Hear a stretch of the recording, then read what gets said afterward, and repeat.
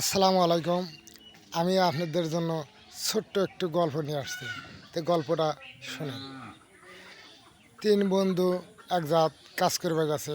চাষিরা কাজ মানে মাটি কাটা কাজ।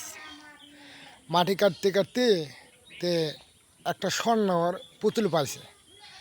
তো তিন বন্ধু তো ওই স্বর্ণর পুতুল ভাগ করে নেবে।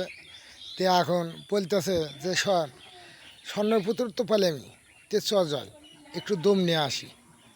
তে দম নিবার যা দুই বন্ধু বলতেছে যে দুই বন্ধু চালাক, সে দুই বন্ধু বলতেছে যে এক কাম কর, তুই পানির নেগা যা। পানি নেই, রোদ উঠছে, তো পানির তো খুব পিপাসা লাগছে, তো পানি নিয়ে গা। তো পানির নেগা গেছে, তে পানির নেগা যেতেছে। আর ওই মনে মনে চিন্তা ভাবনা করতেছে যে এই পুতুল আমি তো ওইখানে দেবো না, তো একটা বুদ্ধি বাড়ি করি। বুদ্ধিটা কি, ওরা পানি খাবো, সেই পানির মধ্যে বিষ, সেই বিষ দিলে এবারে আমি নিয়ে যা পানি দেবো, ওই বিষ খাওয়া, বিষ দেওয়া পানি তারা খাবে, খালি বার তো মরে যাবে, আমি একলাই নেব। আর ওরা দুইজন বুদ্ধি করতেছে যে শালা আসার সাথে এমন পেটন মারমু, মেরে হেলে দেওয়া ওই স্বর্ণ আমরা দুইজন নিয়ে নেব। তো কথা আচ্ছা ঠিক আছে, ওই পানি না আসার সাথেই কোনো কথা নাই, ওবি মেরে দেবো পেটন।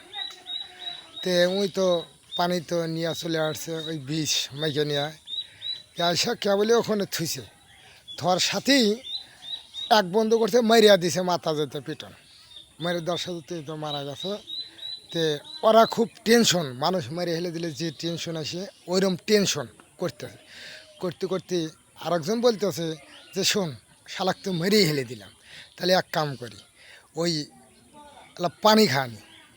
তো ওরা দুইজন আবার করছে কি, ওই জগের পানি ওরা দুইজন খাইছে, খাওয়ার সাথে ওরা দুইজনে মারা গেছে। তে ভাই, আমার গল্প এই মুহূর্তে এখানে শেষ। এই গল্প যদি ভালো লাগে, অবশ্যই লোভ করলে কি হয় তা তো বুঝতেছেন, তো বেশি লোভ করেন না। যদি ভালো লাগে অবশ্যই লাইক শেয়ার কমেন্ট করে দেবেন। ধন্যবাদ।